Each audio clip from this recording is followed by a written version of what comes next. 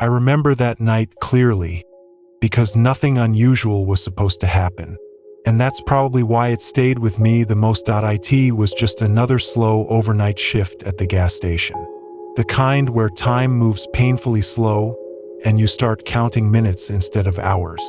The place sat just off a long, empty stretch of highway, surrounded by nothing but darkness and open land.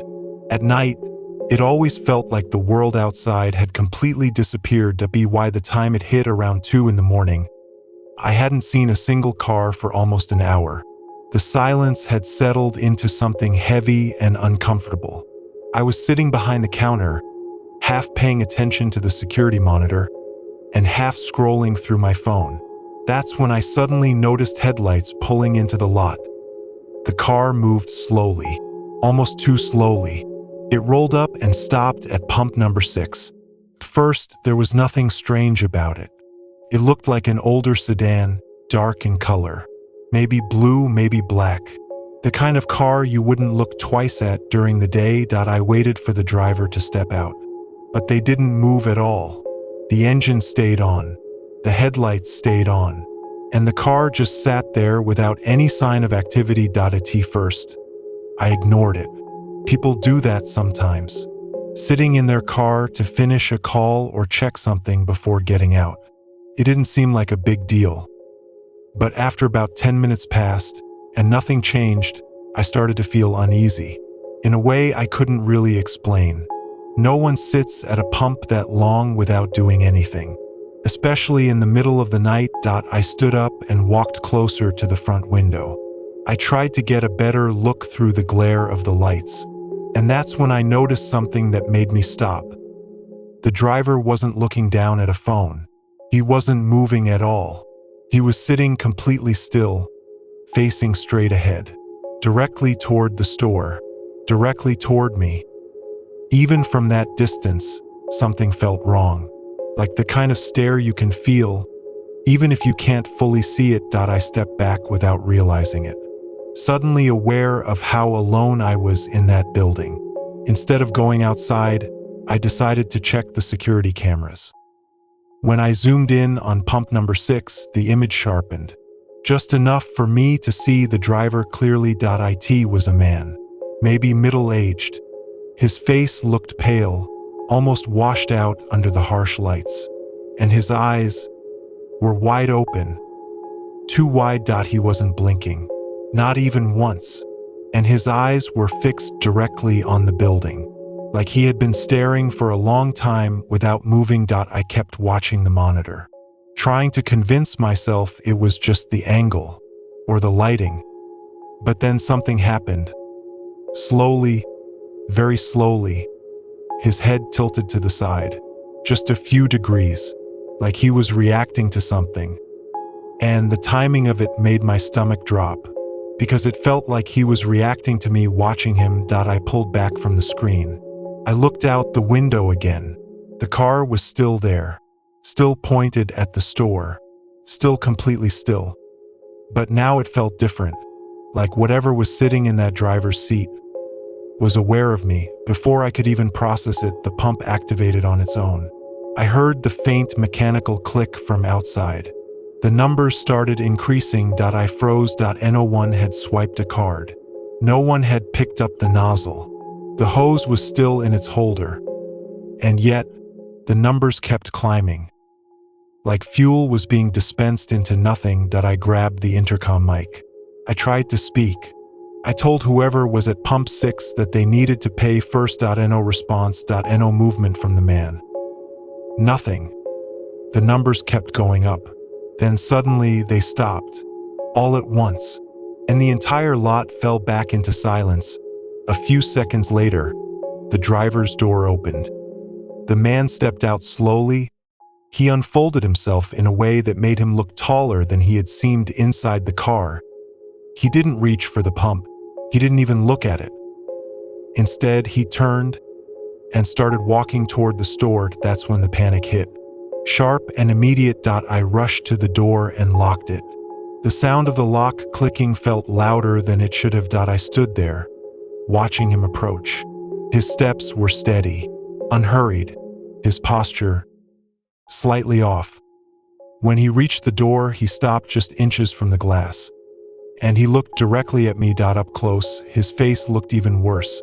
His eyes were still wide open, still unblinking. Then he smiled.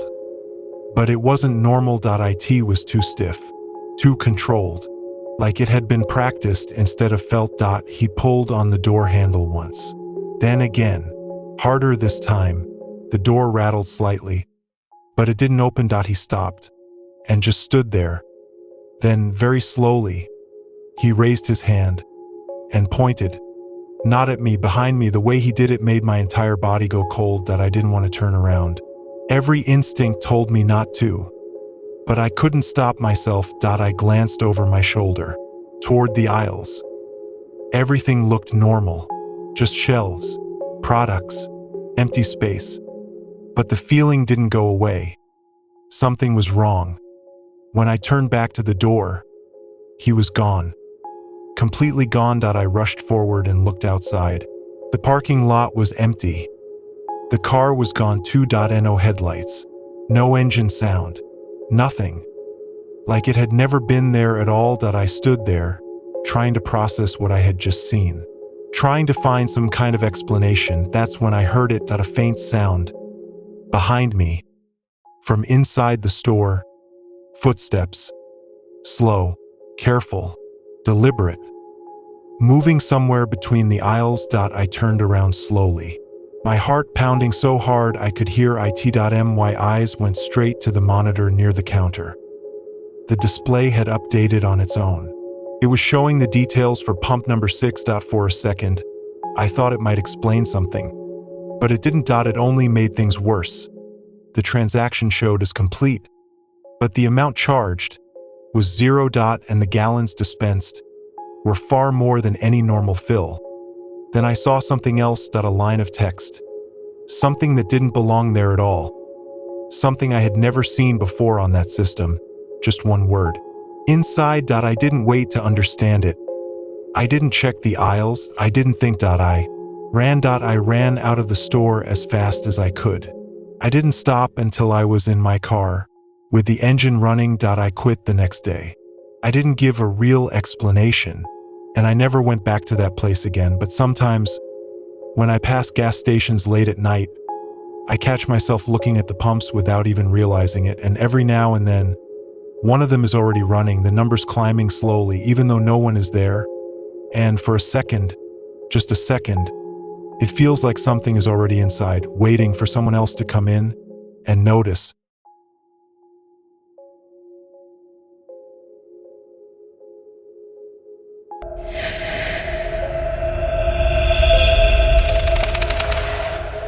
I only worked one overnight shift at that gas station, and that was enough to make sure I never went back again. It wasn't even supposed to be my shift. I had just agreed to cover for someone who said they were sick. At the time, it felt like an easy way to make some extra money. The place itself didn't seem unusual at first. Just another roadside gas station sitting off a quiet highway with a small store attached. The kind of place people stop at without thinking twice. When I arrived, the evening clerk was still there, finishing up his shift. And I remember thinking something felt slightly off about him right away. He seemed distracted. Not in a normal tired way, but like he was focused on something else entirely. Something he didn't want to talk about. As he gathered his things, he kept glancing toward the front windows, like he was checking for something outside. Before he left, he hesitated for a second, like he wanted to say something, but changed his mind. The only thing he told me was to lock the door after midnight and not open it for anyone unless I was sure. I thought it was strange, but not completely unreasonable, given the location. Once he left, the silence settled in almost immediately, heavier than I expected. It felt like the building itself had changed the moment I was alone. The first hour passed without anything happening. No customers, no cars. Nothing but the low hum of the lights and the occasional distant sound from the highway. I tried to keep myself distracted. Cleaning shelves, checking inventory, Anything to make the time move faster, but I couldn't shake the feeling that something wasn't right.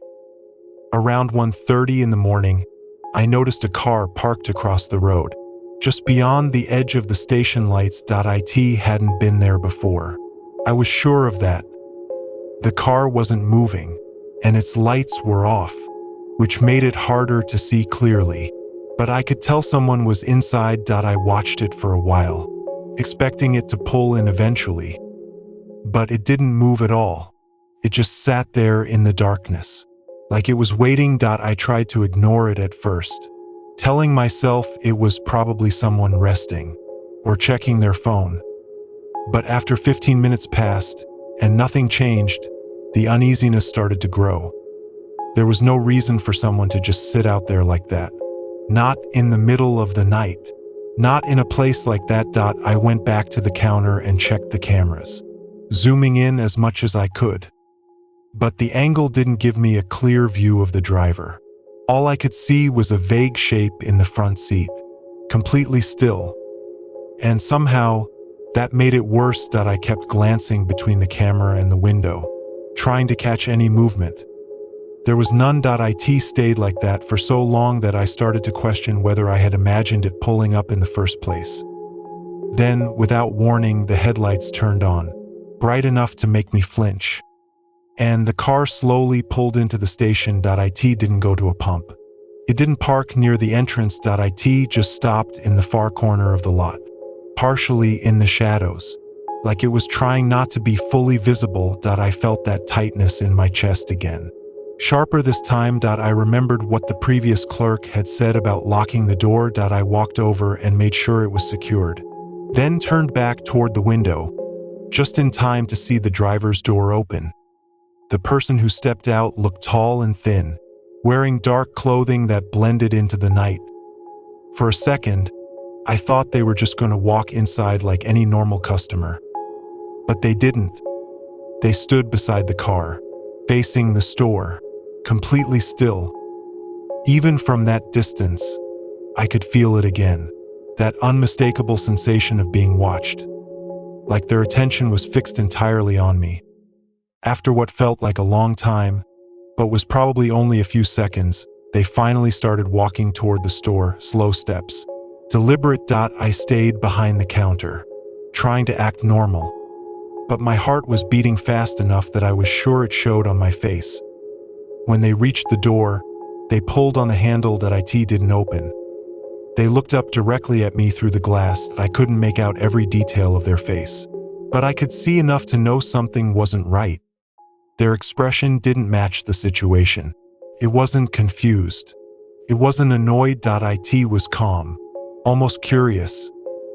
They knocked once, lightly, then again, a little harder. I shook my head without saying anything, hoping they would understand and just leave. Instead, they stepped closer to the glass, leaning in slightly, like they were trying to get a better look at me. Then they smiled. And that was the moment I knew I shouldn't have been there. It wasn't a friendly smile. Not even an angry one. It was something in between. Something controlled. Something unnatural. Like they were pretending to react the way a person should, but didn't quite get it right. They raised one hand slowly and tapped on the glass. Not in a demanding way, but in a rhythmic pattern. It felt intentional. Like it meant something. I didn't respond. I just stood there, frozen, waiting for them to give up and leave. After a few seconds, they stepped back, still smiling. Then they turned away from the door. I felt a brief sense of relief, thinking it was over, that they were going back to their car. But they didn't. Instead, they walked along the side of the building and disappeared out of sight. That's when the real fear set in. The side of the building led to a blind spot, where the cameras didn't fully cover. And more importantly, it led to the back entrance. A door that wasn't meant for customers, but wasn't always locked properly. I immediately checked the monitor, switching between camera angles, trying to find them, but they were gone from every view. My hands started shaking. I didn't know where they were anymore, and that uncertainty was worse than seeing them at the door. I left the counter and moved toward the back hallway. Every step felt slower than it should have. I listened carefully for any sound that didn't belong. The hallway was dimly lit, quiet, empty at first glance. But as I got closer to the back door, I noticed something that made my chest tighten even more. The door was slightly open. I knew I hadn't opened it. I knew the other clerk hadn't left it like that. And yet, there it was, just enough space for someone to slip through. I stopped a few feet away, not daring to get closer, staring at the gap, like something might move through it at any second. The silence felt overwhelming, like the entire building was holding its breath. Then I heard it, a faint sound, from somewhere deeper inside the store. Not from outside, not from the door. From behind me, a soft movement, like someone shifting their weight, or brushing against something. I turned around slowly, my heart pounding so hard it almost drowned out everything else. I looked back toward the main store area. At first, nothing looked out of place. Just empty aisles, bright lights, shelves fully stocked. But the feeling that I wasn't alone, was stronger than ever. I took a step back without thinking. And that's when I saw it, on the security monitor near the counter. One of the camera feeds had changed. It was showing the aisle closest to the back hallway. And in the frame, just barely visible between the shelves, was a figure standing completely still, watching, not moving, not hiding, just standing there. Like it had been there the entire time. I didn't wait to see more. I didn't try to understand it. I just turned and ran. I ran out of the front door, unlocking it in a panic. I didn't stop until I was in my car, with the engine running. I never went back to that job, and I never found out what happened after that night. But sometimes I think about it. What would have happened if I had opened that door? If I had let them inside? Or worse, if I had gone looking for them when they disappeared. And every time I pass a gas station late at night, I remember the way they smiled through the glass, like they knew something I didn't, like they were waiting for me to make the wrong decision.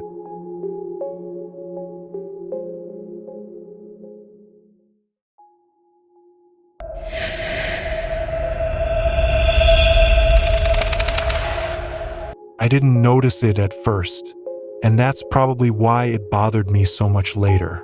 Because when something feels wrong slowly, you don't react to it the way you should. You explain it away. You tell yourself it's nothing. And by the time you realize it isn't normal, you're already too involved in it. I was working the overnight shift at a small gas station just off a highway that barely had traffic after midnight. Most nights followed the same pattern. Long stretches of silence, broken by the occasional car stopping for fuel or snacks. It was the kind of job where nothing really happened, which is why I started paying attention to small details more than I normally would. Just to stay awake and pass the time. That's how I first noticed him. Or at least I think it was him, because even now, I can't say for sure if it was the same person, or just something that looked the same every time. The first time he came in, it was around 1 a.m. Nothing about it stood out. He walked in quietly, didn't say much, grabbed a bottle of water from the cooler, paid in cash, and left. I didn't think about it again after that. The second time was the next night, almost the exact same time. At first, I didn't even realize it was unusual. People have routines, especially late at night. It didn't seem strange that someone would stop at the same place on the same route. But what caught my attention was how identical everything was.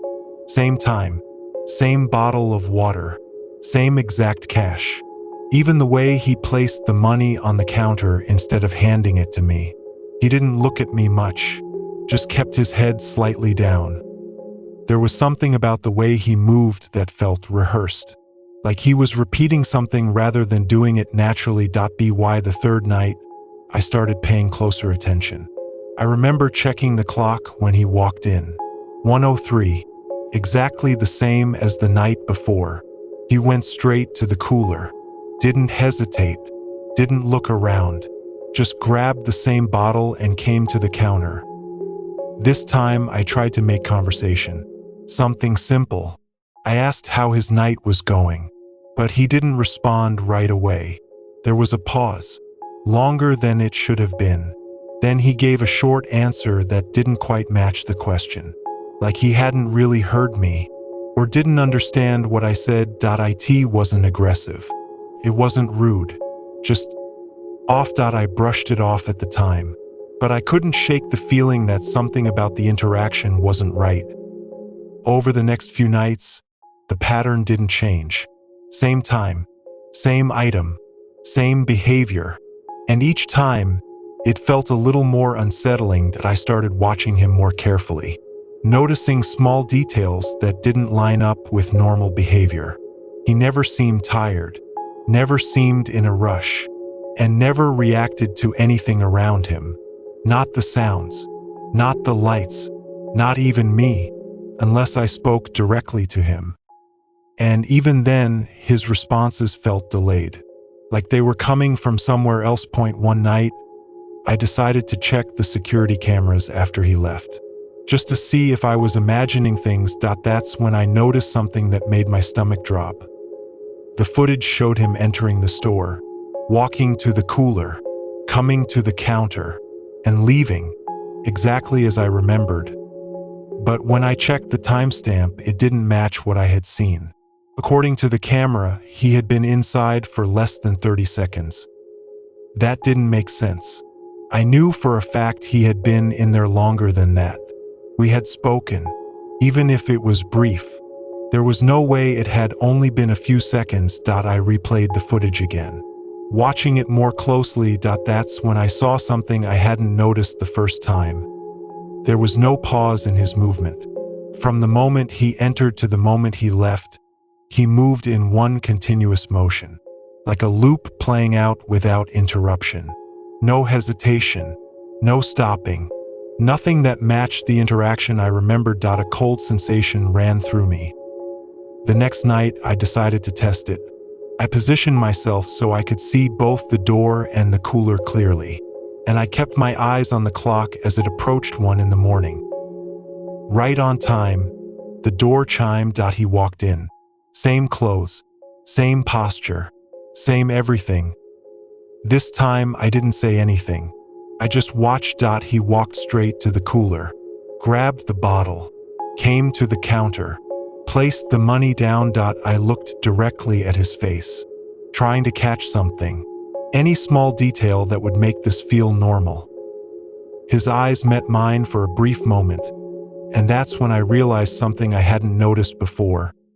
There was no recognition there at all. No sign that he had been here before. Even though I had seen him multiple nights in a row. I rang up the purchase without speaking, handed him the change, watched as he turned and walked out. The moment he stepped outside, I turned to the camera monitor. I watched it live, expecting to see him walk to his car like any normal person would. But he didn't. He stopped just outside the door and stood there, completely still. I leaned closer to the screen. Slowly, he turned his head, not his body, just his head, turning far enough to look back through the glass, directly at the camera. My chest tightened instantly. There was no way he should know where the camera was. Not from that angle, not from outside. And yet, he was looking straight at it. He held that position for a few seconds, then turned back and walked out of frame. I rushed to the front window, but the parking lot was empty. No car, no headlights, nothing. It was like he had just disappeared into the darkness. I didn't sleep that morning.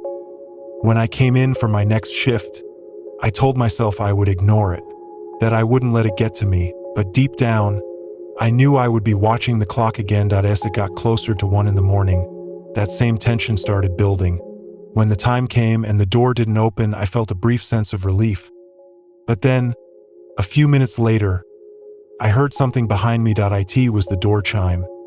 But it didn't come from the front. It came from the back hallway. I turned slowly, my heart pounding. The hallway door was slightly open, a dim light flickering inside. Then I heard footsteps. Slow, steady, coming from inside the building, not outside. And as those footsteps got closer, I realized something that made my blood run cold. They were timed perfectly, the same rhythm, the same pace. As the man who came in every night at 1 in the morning, I didn't wait to see him. I grabbed my keys, ran out the front door, and didn't look back. I quit the next day without giving a reason. I never went back.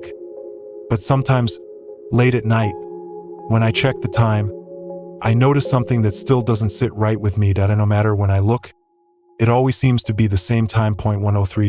And every time I see it, I get this feeling like something is still following the same routine. And one day, it's going to show up again.